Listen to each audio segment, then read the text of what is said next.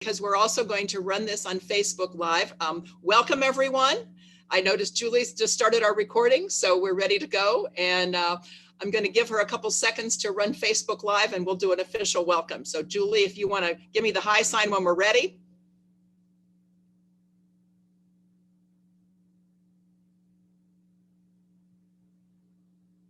Okay, good morning, everybody. Welcome to the Greater Silver Spring Chamber of Commerce's recognition of International Women's Day, which was yesterday, and also of Women's History Month, which was this month. We're delighted today to bring you a panel discussion with 3 successful women business owners who are our members, and they're here today to share some of their secrets. So without further ado, I want to introduce our guests today, our speakers today. Today we have with us, I'm doing this in alphabetical order for no particular reason, Elise Ambrose from Elite Personnel, Stacey Brown from Signarama Silver Spring, and Katheryn Hoerster from Bundt Cakes. So what we're going to do is I'm going to first ask each of these successful business women to introduce themselves, tell us a little bit about their businesses and about themselves. And then we have some questions that we prepared to ask them about their secrets of success. And then we're going to give you guys an opportunity, everybody in the group, an opportunity to put questions in the chat and to pose your questions to our guests today. So I'm going to start. Elise. Good morning, everybody. Thanks so much for attending or joining us this morning. I'm Elise Ambrose, and I own Elite Personnel. We're an administrative staffing service and servicing the DC metro area. We've been in business since 1987. I bought it in 2003 from the original owner, who was also a woman, and way ahead of her time. Starting the business in Bethesda in 1987 was a little different than now. It's quite a good thing that she did that. I'm from New York originally, so if I seem like a New Yorker, it's because I am. And we moved down here when I was a teenager, so I've been here a long time. So I guess I'm really a Marylander now, but I think once a New Yorker, always a New Yorker. And I don't know what else to say about myself, but I'll let Stacey go next. That's good. All right. Hi, everybody. I'm Stacey Brown, and I'm the owner and chief image builder of Signarama Silver Spring. We celebrated 10 years. Last year, the year of COVID, was actually our 10-year anniversary. So I'm excited that not only did we celebrate 10 years, but that I'm here in year 11, and we actually, are feeling really good about that.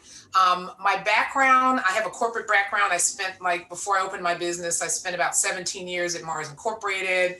I was a consultant with what's now Accenture, but back then, for all you old heads, it was Anderson Consulting, and even worked in marketing at the U.S. Postal Service. So I have a background in marketing, project management, all of that, and I try to bring that to my business.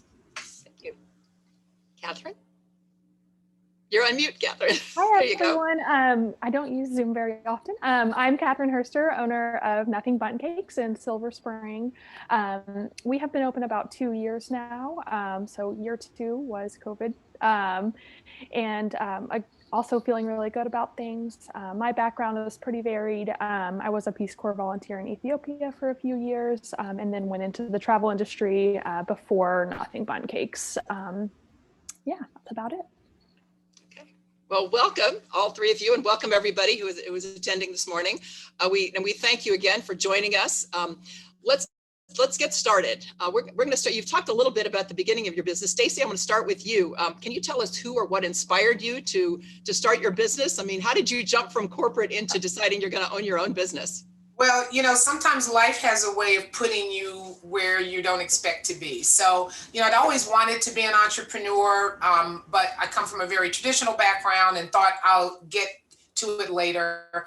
I had started looking into businesses at some point when I was able to relocate back here with my company, and my kids were young at the time. And but I knew I didn't want to move back to New Jersey, which is where I come from. I had a family crisis. Actually, my dad was diagnosed with Alzheimer's. And probably about a year after that, my company said, oh, we need everybody to relocate back to New Jersey, or there's no job for you.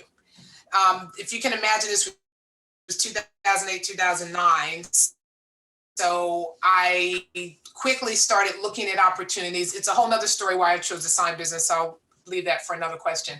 but I had to quickly decide what I was going to do. Was I going to, leave my family, my dad with dementia, my family was here, or was I going to do something else? It was the recession, so it was challenging, right? I really couldn't find work, didn't find work that fit for me, and really didn't want to get married to another company, after you've been somewhere for 17 years.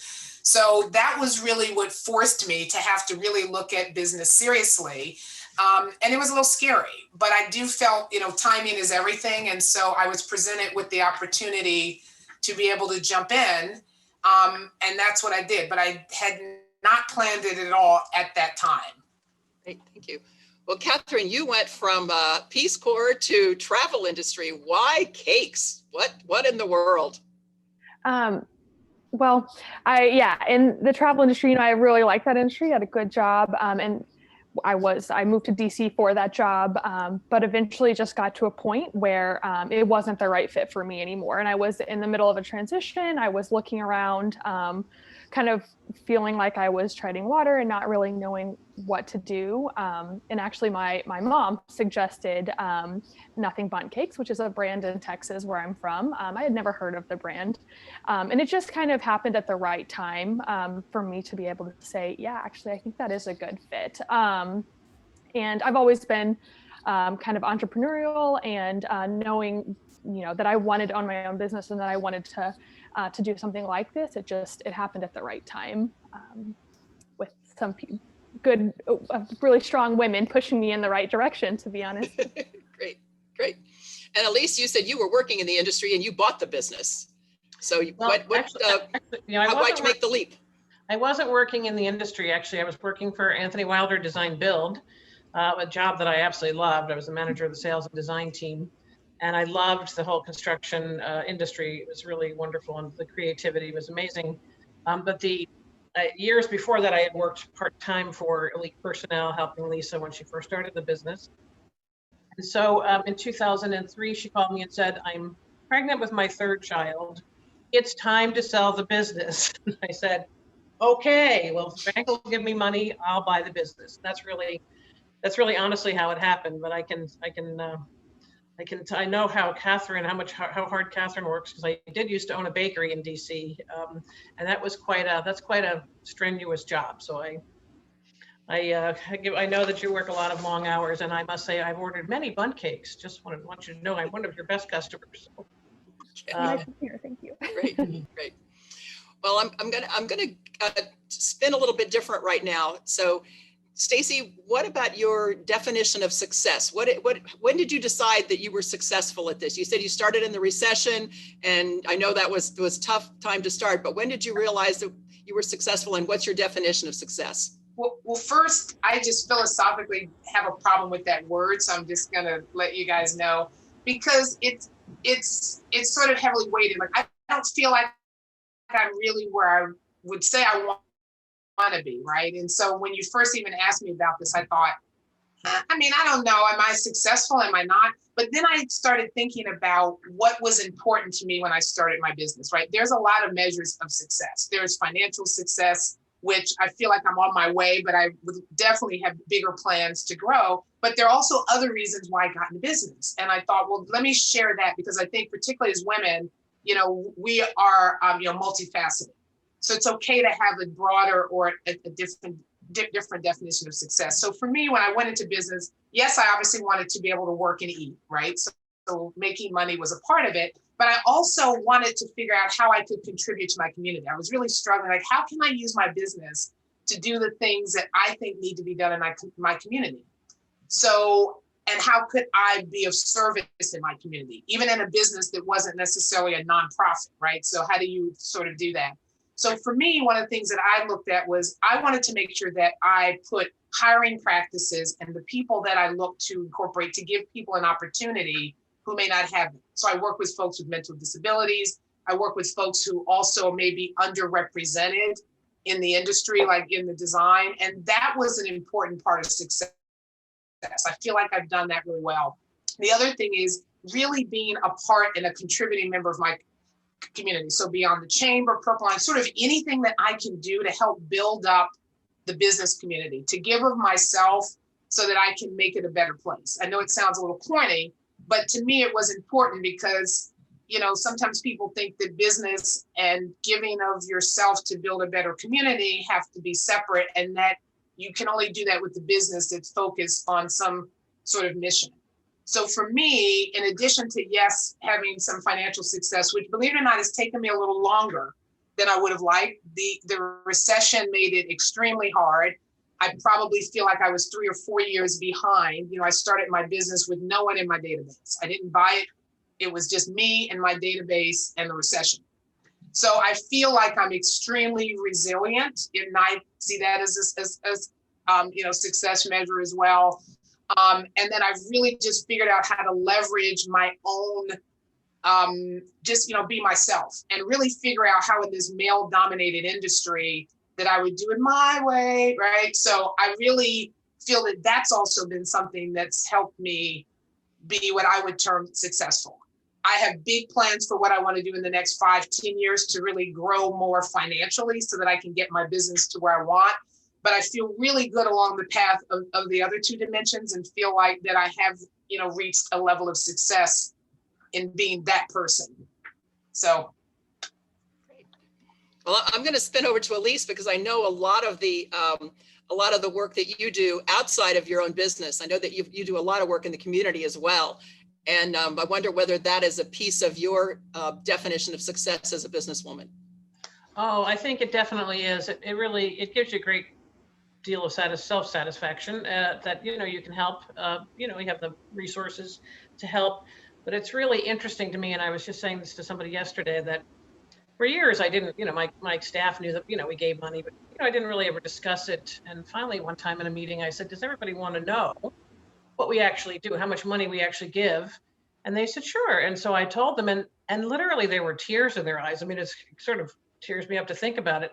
They were shocked, because I think it really meant a lot to them that their hard work was producing this much for the community. So that was really, so I think my definition of success for me is just my team. I have the most amazing team. They stick with me in the good times and the bad times. They're always there and supportive.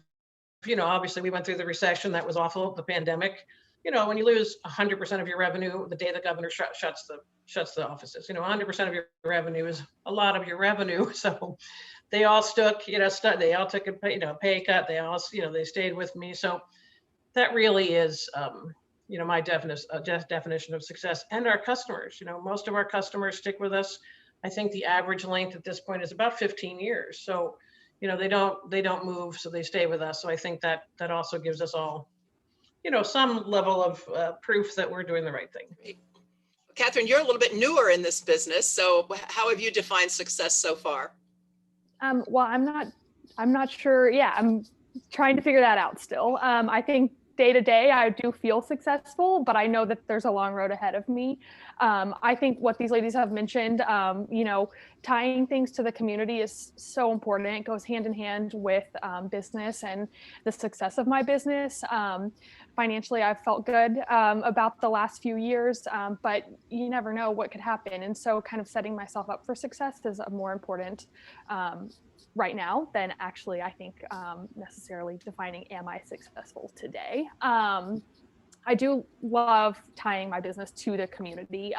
There's never been more evidence that it works than March of last year, when every single day, it felt like every hour, somebody walked into my bakery and said, you donated to our school, you helped with a fundraiser for my nonprofit, I'm here, I'm just gonna buy some cake because I want to make sure you're okay.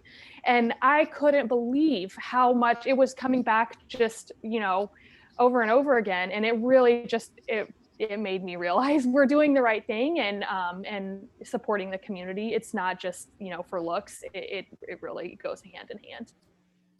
That's great. Well, thank you. Well, Stacey, you brought up something a minute ago in a male-dominated industry. So talk a little bit about some of the challenges you faced and how you have successfully overcome some of those challenges. Yeah, that's a good question. I probably get asked, that's probably the number one question I get asked, how in the world are you in the sign business, right? There are very few people who look like me in terms of gender and race, right? So it is a very interesting question. But what's interesting is I actually knew that before I bought the business or went into the business. And I made a conscious decision when I sort of looked at how people were running their sign businesses that I was going to do it a little bit differently, and that, you know, there was an opportunity to do it differently. Like if I'm going to compete with the guys who know all the bits and the bolts, that wasn't going to work because that isn't me. But what I realized is that this business is really about marketing and promoting and actually putting your best, you know, look forward. And that's where my strength was, right? I have a marketing background, I have a business background. So what I do is I don't try to speak like my counterparts speak. I talk in marketing and business language. I talk about how you really want to promote your business. And, you know, wasn't sure it was going to work because, you know, sometimes people want to get into the how are you going to make this thing. But what I found is that really that's the connection that I've made. And it's also allowed me to create a rapport with people that they're like, boy, this person gets my business. They understand the other things I'm doing over here in marketing. So they're not just trying to sell me something to sell me something. They really want to figure out how it fits. So what I've had to do is sort of just erase what people would expect and just do it very differently. Come at it totally different. You know, I do have a hard hat things. I have all the things that I need to. I can go into a construction site. I can get on a ladder. I can get a boom truck. I can do all of those things. And I know the materials and I know the products, but I leverage my ability to build rapport, to really understand people. And I don't try to do anything different. I really try to be myself in that mode. I don't even listen when people are doing other things. I just come at it from my approach. Katheryn or Elise, any comments on that in terms of, you know, have you faced some special challenges as a woman in business that you don't think a man would face? Elise, you unmuted first, so I'm going to go to you first. You know, staffing is a heavily women-owned industry, you know, nationally and probably internationally. So it's not so much about the industry. I think the challenge that what I hear and what I've seen, the challenge women face is just the access to credit, the access to enough money to really build a business significantly. And I looked up, I got a lot of numbers yesterday. Women really do have a harder time getting money. It's not just in our heads. But just because I think it was interesting, I came from this meeting from my meeting with the Women Presidents Organization, where there were 20 women on this presentation, on our monthly meeting, all business owners. And I asked them all to give me their challenges because I knew I was going to be on here. So I thought, well, you know, give a quick, and almost universally, all of them said, we have to work twice as hard as men do. We have to be better prepared. As you know, more so than men, we have to prove ourselves repeatedly, that we have a hard time knowing our value and charging enough for our services, which I think is probably pretty true. A lot of them said it's hard. Even the lawyers in the group and women that own, you know, a couple of very large, you know, pretty good sized businesses said they have a hard time being taken seriously, and that they find the lack of mentorship for women to be something that really holds us back. So just for what it's worth, those are comments I got from some pretty successful businesswomen. Sounds good. Katheryn, any thoughts? I'll start by saying I do often feel pretty supported as a woman. That doesn't mean there aren't days when I feel challenged as a female business owner. There are times, I think, yeah, Elise mentioned it, when maybe I'm just not taken seriously, or some unconscious biases that people are not recognizing are coming into play. I do occasionally, it's compounded also by the fact that I'm fairly young.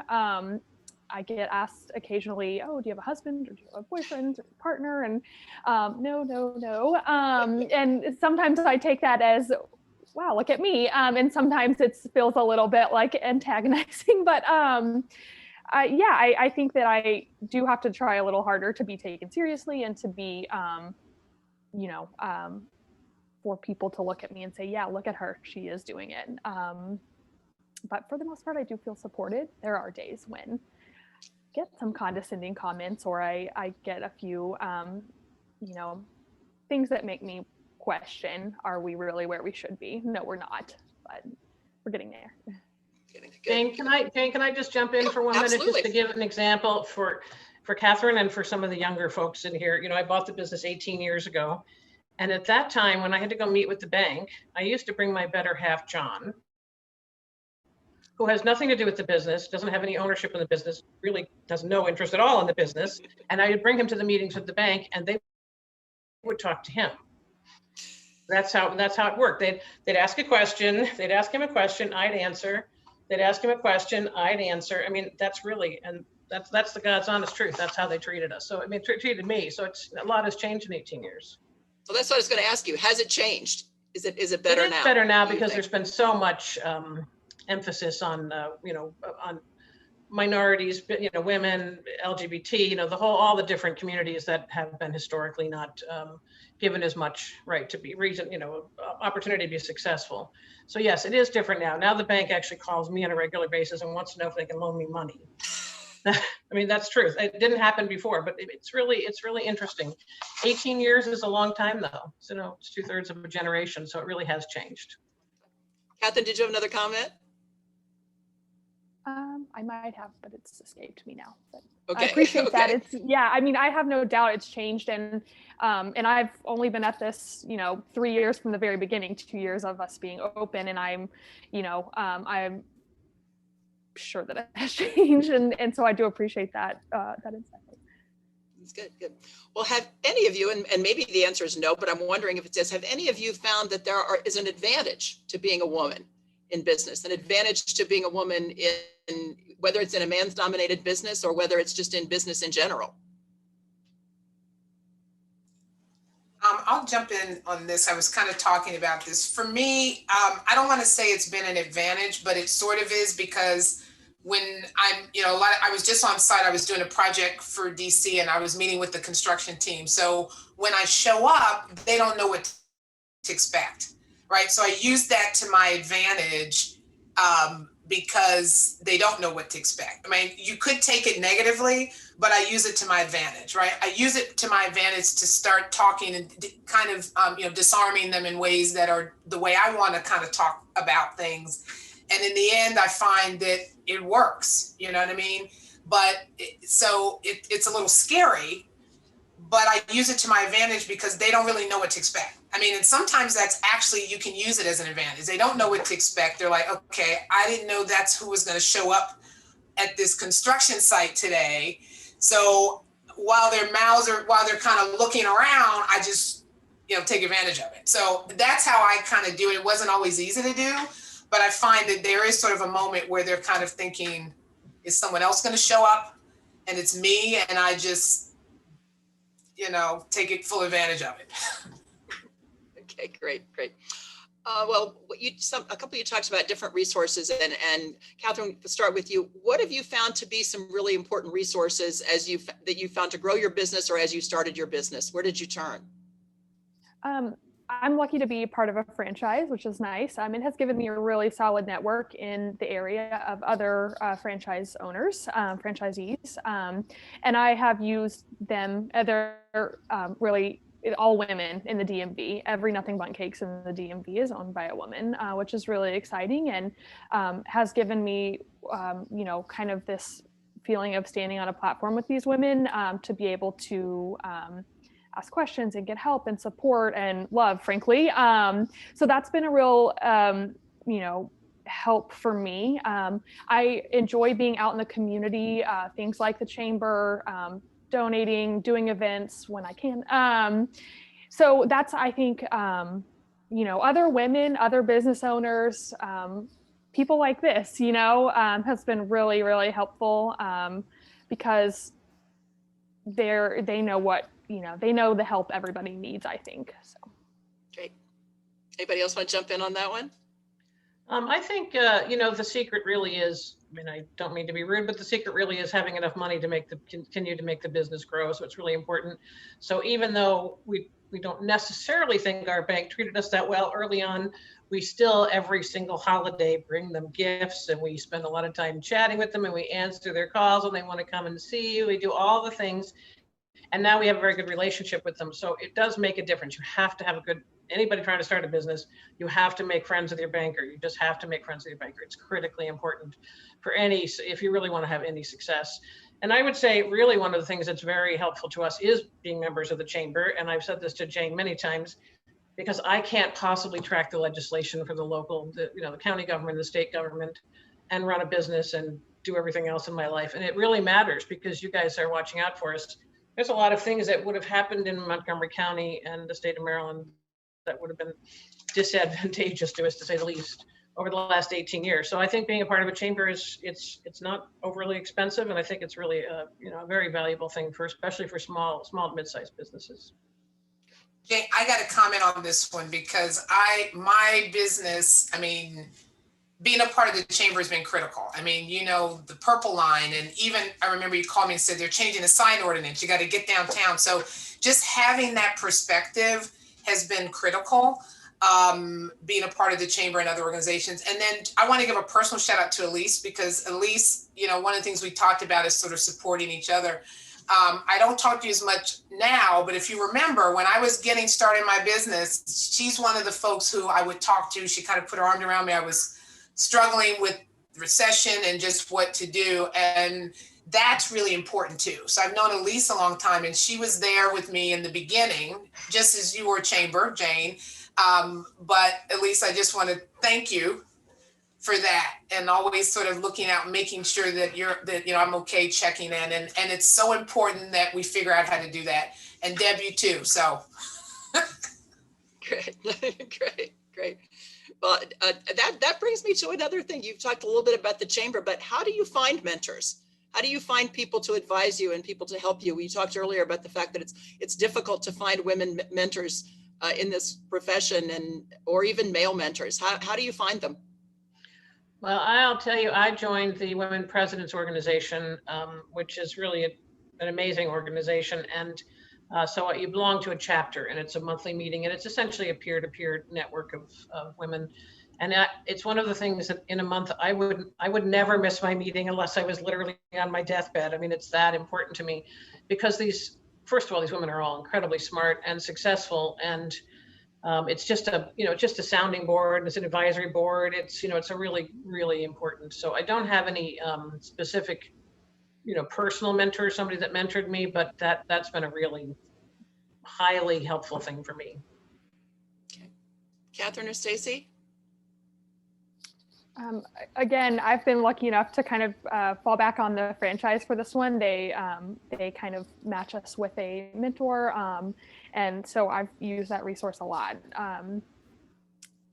It's I think it's my main mentor, I'd say. I think it's a gap for me. I mean, like informally, I find akin to people like Elise and Deb, but I think it definitely is a gap for me. I don't even know that I could say I have a mentor. I have people who I reach out to who help me with specific things that are going on, and I reach out to them specific times, but that's actually a good question. It's probably a gap. Okay. If you could go back through the time that you've been in business and just to describe one thing that you consider was your biggest challenge that you overcame as you've been in business or as you were starting your business.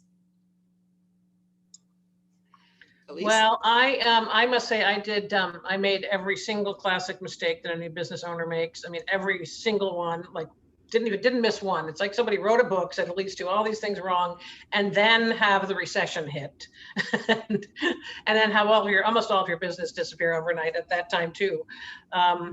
Wasn't quite as bad as this, but pretty close.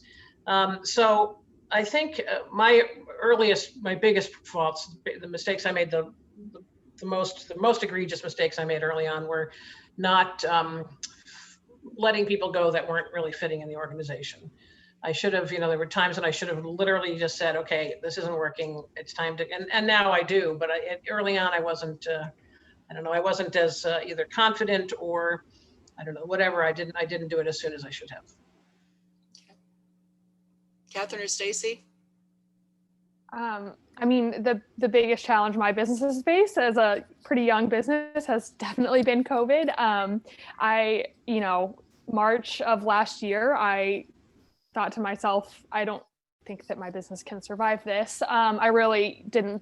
I wondered if it would or not. And so kind of just, if it did feel like I'm going to try to make this mistake to see if it works, I'm going to try this to see if this works. And some of the things worked and some of them didn't. And I know everybody in the whole world was struggling in the same way I was. And that helped me feel a little better about things. But definitely COVID has been the challenge of my lifetime. Yeah. Okay. And, Stacey? and I think for me, I'm going to actually not say COVID only because the recession, I mean, I almost didn't make it, to be honest. I wasn't sure I could make it. I wasn't in the right mental space. So I'm actually was pretty prepared mentally for COVID because I had already fought a lot of battles in the beginning. So definitely opening the recession and just, I mean, I had to literally will myself sometimes to get up and just keep moving. You know, I had a team, so I had to fake it till I was making it. And I had to learn that that's okay. You have to get up every day and present yourself as if you're going to be a success. If you don't put it out there, no one's going to believe you. And also sort of with Elise, I was in a business that I didn't know. So I was also held hostage early on to people because I felt, well, they know how to do the design and make the signs and I don't. So, you know, I had to learn that it's better to do without and make either other arrangements where maybe I don't make as much money or have to contract than it is to hold on to people who just needed to go. And it took me a while to learn that. I mean, I've had a lot of turnover because I really I was a little fearful of, you know, not knowing the business. And even though I'm a part of a franchise, they help you with systems, but they don't put people in your store, right? They don't give you a person to do your design and do your work. And I think that was one of the biggest challenges, is just to sort of trust that. And once I started trusting that, I realized, okay, yeah, I have to do some things, you know, behind the scenes, but boy, it sure feels better. And it felt better for the other people who were still there, which is the other thing, is the other team members who were probably impacted by this person who really needed to go. So that was a big learning for me. Great. Well, I'll flip it now and I'll go to the other side. Just pick out one of your success stories. If you were telling somebody what, you know, the greatest accomplishment, the greatest success story that you can remember in your business. You've already talked about how wonderful it is to contribute to the community, but just a business success story. Well, I'll start. I feel like, and this might sound trite, but I feel like the greatest success story is yet to come, because we really are working on some really exciting new service offerings. I think are going to greatly expand our business. At least I hope so. It's a big investment, so hoping that's the case. But I would say we have a client, our largest client. You only used us a little bit. And one day they called, and this is years ago now, they called and said, we need 40 people with master's degrees in statistics, and we need them to start tomorrow or the next day. And this is like at 4 o'clock in the afternoon, literally. So I thought, sure, we could do this. No idea what we were doing.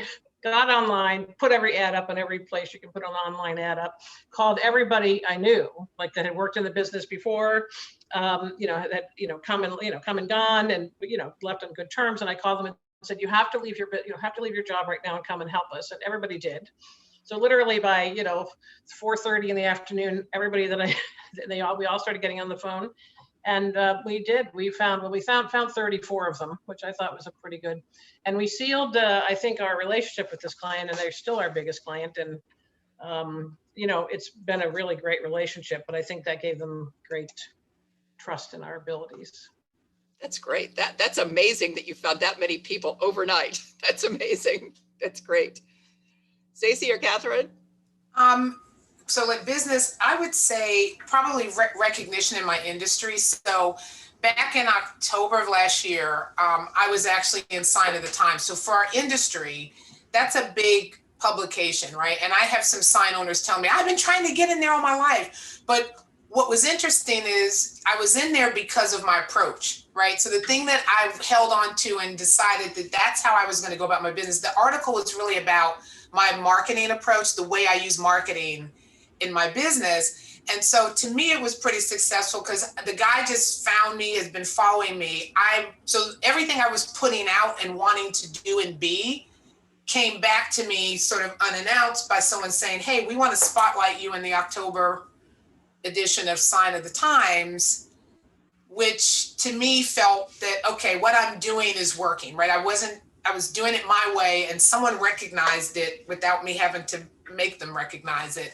And that felt really, really good. So I would say that's probably what I would say. I mean, I've done some other business things, but that really lets you know that what you're doing, if you just keep doing what you're doing and you do it with integrity it'll pay it back. You just, and so that was really important to me. Great. Katheryn, anything to add? I mean, I feel like I've been, one of my big successes that I like to think about is just having built a team around me that I love and cherish, and that I really feel like are super, super strong. And I couldn't really tell you how I did that, except, I guess I just kept at it and treated them well. But they're one of my successes for sure. And they allow me to, be out and build my business while they're there at the bakery, holding down the fort. And it's such a big part of my business. And that I, have that team that I feel very comfortable about. And yeah, it's one of my successes, I would say. Well, I'll take off on that one, Katheryn, and I'll stick with you this time. What gives you hope for future successful business or future business women? My staff. No, I thought a lot about this question, and I work with a lot of young people, even, high schoolers. I have my crew of high school students who work in the evenings and on weekends. And these people are the most thoughtful, caring. They go through their lives just in a way that I'm sure I didn't go through my life as a high schooler. And I kind of see our future in them. I really do. They're incredible people.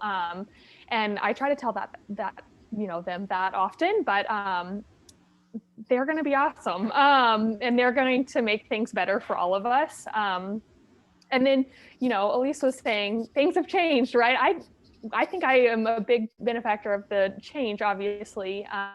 And hearing that, this is how it was 5 years ago, 10 years ago, 50 years ago, is always a reminder that, yeah, we're climbing this hill. It may seem slow at times, but yeah, we're making progress. Great. Anything from Stacey or Elise on what gives you hope? I think the times are changing. I think there's no doubt about that. I think there's a great recognition that intelligence and intelligence is, evenly distributed, that ambition is evenly distributed. And I think there's going to be an awful lot more opportunity for all the groups we've mentioned, everybody knows the groups, we've all talked about them, but I do think it's changing, and I think it's going to change pretty rapidly.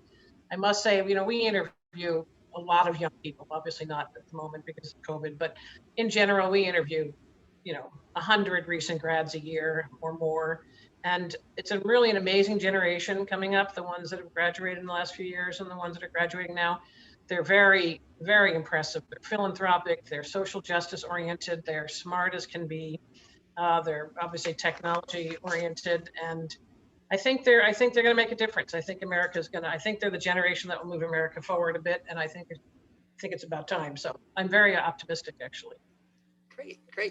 Stacey? Yeah. And I would sort of echo the same thing. I don't want to repeat, but in sort of seeing the shift in openness and awareness I've never seen that in my lifetime. And I think that's optimism. I think things will not change overnight, but there's certain conversations that are being had that I just didn't think I was going to see. And I think that is really, really important. I think this is just, the beginning. I think the resilience that we show, particularly as women, is something I've seen particularly during this. I mean, we'll do what we have to do, right, in order to get the job done, and we figure it out amidst COVID, amidst all of these things. And we, as Elise and both Katheryn mentioned, we focus on the people and the team. So, I think women are well positioned to basically, take advantage of this. And I just think we just have to keep moving forward. Sounds good. Well, I'm going to open it up now to some questions. We do have 2 questions in the chat. So if anybody else has a question, please put it in the chat. The first question, how do each of you handle those moments of self-doubt as a business owner that everyone, no doubt, goes through? And whoever wants to jump in first, go ahead. Well, I'll jump in. I know, you're not allowed to drink during the middle of the day, so you can't, that's obviously out. It is hard, and it is hard. And I just, even this morning when I was talking to my women presidents group, we're a little overwhelmed at the moment. We're trying to do a bunch of different things. And, it's like, do I have the energy? Do I have the intelligence? Do I have the drive? Sometimes you just don't really feel like you do. But then again, I really do think women are incredibly resilient. And I think that's what makes women business owners successful, because we're just going to keep plowing. What did Stacey say earlier? You're going to fake it till you make it. You're just going to keep plowing through. I don't know that there's any specific answer other than you just get up the next morning and try again. Work harder. Keep working harder. I think it is a choice, and that you have to be conscious. When I was kind of going through this with the recession, I had to make a choice every day. I had to decide. What I was going to put in my brain and what I wasn't going to let come out my mouth. And it was really, really conscious. I hate to say, I had to think about it. It wasn't as hard because I had other people, right? So I had a team, I had people, and I thought, well, their job depends on me. Right. So I had to just put that in my head. But I also, sometimes people say, I don't think like that. No, it's just the way it is. There's nothing wrong with having those thoughts. And I had to kind of get through that, because you kind of feel bad and you feel like everybody can see it. It's just what you do afterwards. Right. But don't let anyone ever tell you that, oh, you shouldn't feel like that. You shouldn't think like that. You will, just don't stay there. Katheryn? Yeah, to be honest, I call my mom. And maybe I should translate that to, I call a supporter. I call someone that I am positive. There are so many people out there, especially so many strong women that are behind me 100%. And it's pretty easy for me to find someone to say, yep, that was a crappy day, but let's think about all the things that have come before it and will come after. And so just having that support system, super important. And for me, a big one of those supporters is my mom, of course, but friends, my sister, the other network of business owners I talked about, the other bakery owners. So just getting that word of support is helpful when it's needed, and they'll just bring you right back to reality. Yeah, this is okay. We can carry on. Great. Another question. Many companies use business coaches. This person's curious to find out if any of you have used or are using business coaches. And if you have, how have they helped? Has anybody used a coach? I haven't used a coach, but as I said, I have this group that I am part of. So I think it's sort of like having a coach. I haven't used a one-on-one coach, but I think that if you find the right one, I don't think everybody's just naturally a good business coach just because they put it on a business card, but there are certainly good ones out there. And I know people that have used them and been quite pleased and helped them grow their business. Anybody else? I have never personally used a business coach, but I've thought a lot about it. And I had a previous employer, an old boss who now I would consider a mentor, used one for a long time and would occasionally let me come to their meetings. And I thought, yeah, if you find the right one, it seems like it could be beneficial. I think that, but how do you find the right one? I don't know. Yeah, I've not either, but believe it or not, I do sort of have that on my list to look at, because I have some very aggressive goals that I want to accomplish in the next 5 years. And although I'm a part of different groups, I'm thinking I might need that kind of focused accountability on me. So I have thought about it. I've just not, it seems like it's, I don't know, maybe it seemed like a hard thing to do, to try to find that, and find the time. Yeah, time. Okay. And Stacey, this one's for you. What was your perspective and the avenues you went about with marketing when you first started? So one, being a part of a franchise, you get a couple tools. So, website for us is big. Having that presence is huge. And I would say that was then, and it is now even more so. Most of my marketing was also face-to-face. So we literally had to go out and go face-to-face, business to business. I would say networking was probably critical. I think I actually joined the chamber or several organizations before I was actually in business. So one of the things I did was I thought, I need to start networking. Probably should have done it way before then. But I think networking was really critical because I was able to learn a lot kind of quickly from people who were already doing it. Not to mention starting to build relationships, because it takes years, right? You can't just join a networking organization and throw around some cards and be done.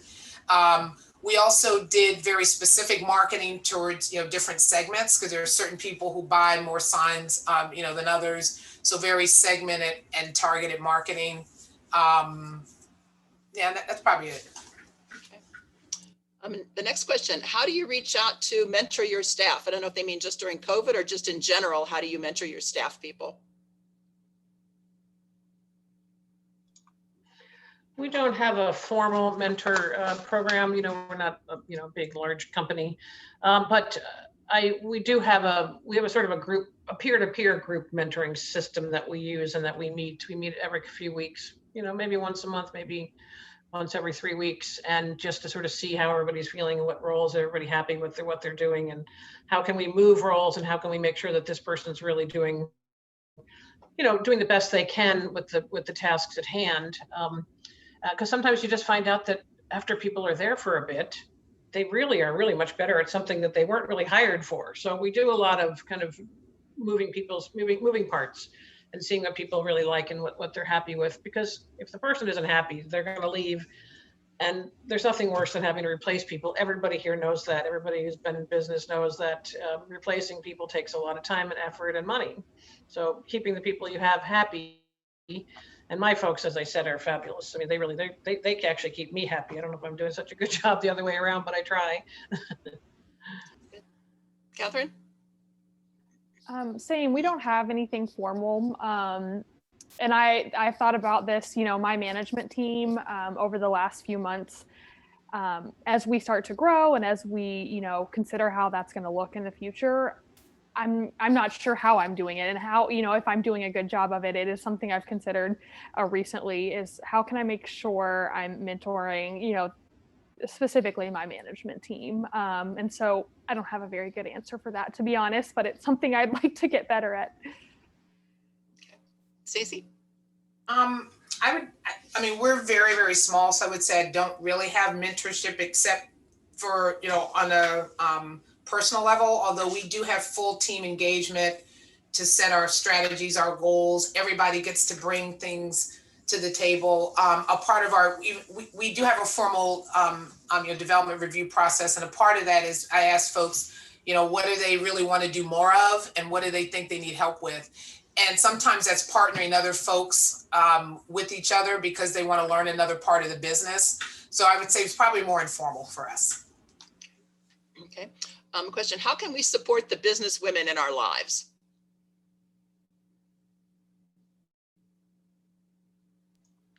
Well, I think in a generic way, taking women business owners seriously, it's still something that is very frustrating to me.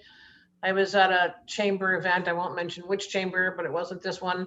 Chamber event before COVID, soon before COVID, and was waiting in a room to join. Was waiting for after the board meeting and going into a presentation, and there were a bunch of men in the room, and not one of them spoke to me. And then when I would speak, they would all kind of look like, "Who the hell is she? We don't know her, so she's not important." I mean, it was really kind of insulting. And then finally, I just, the men started saying some things that weren't true and were stupid, and so I interrupted them and said, "That's not true, and it's stupid, and here are the actual facts." And then they started paying attention to me. But, take people seriously. I hate to tell everybody, but women are at least as smart as men and probably a little smarter. So let's just all be, take people a little more seriously here. So that would be and of course, thinking of us when you're going to buy services, we all are here selling things. I mean, that's what we do. That's how we make a living. So, buy from chamber members, which I do. Jane knows that. I always make an effort to buy from chamber members. And, buy from your local small, women-owned, minority-owned, LGBT-owned, buy from those small businesses and help them succeed. Yeah, be one of those supporters. Be one of the people that when a business owner, a female business owner is having a bad day, be one of the people that she thinks of as kind of the support behind her. I will second what Elise said. If people are saying stupid stuff, point it out. But really, and obviously spending money. I always like to know that I'm spending money at, minority-owned, women-owned, et cetera, businesses. It makes me feel good because I hope that people do the same for me. Yeah, and I would just add, I mean, it does take effort to create equity. That's the way I look at it. I mean, you have to, I sort of look at that in life in general, that, yeah, you know, I may need to ask a friend. I may need to ask someone, hey, do you know, a woman who does that, or, you know, an African American. So what? Take a little. It does take effort. So just, you know, I don't buy this. Well, I don't see any. I can't find any. I think that's a bunch of malarkey. Of course you can. And so, you know, people you're, you know, connected to people. And I just think that that's, you know, a responsibility that we need to take. And I do believe that, you know, like you talked about, Elise, to just, you know, I mean, I'm sure none of us have a problem speaking up, as you can tell. I probably don't either. But, you know, sometimes you may have to do that. You may have to take a stance on something, you know, and think about the person who's coming behind you, right? And what that might mean, and just let people know what is and is not okay. Even the subtle things. I think sometimes we let people get, you know, away with some of these subtle things. And, you know, I've stopped doing that. Great. Well, we are just about to the end of our time this morning. So I'm going to end with asking each of you to give us a couple of closing remarks, closing thoughts, but also address just one piece of advice, your best piece of advice for our future next generation of business leaders. And then just close out with any other thoughts that you might have. So Katheryn, we start with you. I guess keep at it. You know, it was, there were times in the last year when I felt like it was not going to work. And I just, one day after the next, I didn't let myself give up. And I'm very proud that I'm now, like you said at the very beginning of this meeting, on the tail end of this catastrophe. And, you know, my business has been open a shorter amount of time, and so less challenges, I would say, but I haven't given up through what is a really weird way to start off a business, I would say. So. Okay. Elise? You know, it's funny. 4 years ago, I got a phone call in the late afternoon, and it was somebody saying they were calling from Forbes, and that we had been chosen in the top 1% of staffing services in the country. And so I almost hung up on the person because I thought it was one of those, you know, if you pay me $500, I'm going to give you an award. So I was like, really? Forbes, come on. How did Forbes find us?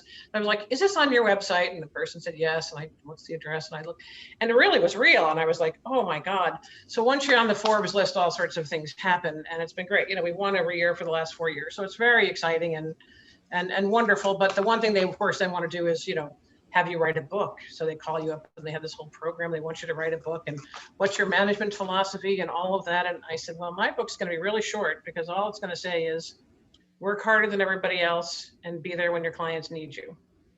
And that's it. That's my advice. Thank you. Stacey, parting words? Parting words. I think leverage your authenticity. So, you know, really don't try to be anybody else. Figure out who you are, how you want to be perceived, what you want to do, and just stick to it. Hell or high water. It's obviously hard work. You know, we know that.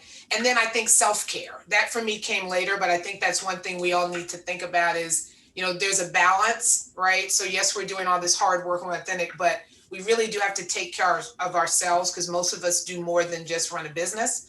And I would tell people to definitely keep that in mind. Well, thank you so much. Thank you all for your wonderful advice this morning. Thank you for taking the time out of your days to do this. And thank you all for joining us this morning. And with that, I will say, have a great day and be safe. We'll all get that vaccine sooner or later. And we can't wait to see you all in person and shake your hands and hug you again. So take care, everybody, and thank you all. Thank you, Jane, very much. It was a great meeting. Thank you, ladies. Thank you, guys. It was a pleasure. All right. Have a great day. Bye. Thank you.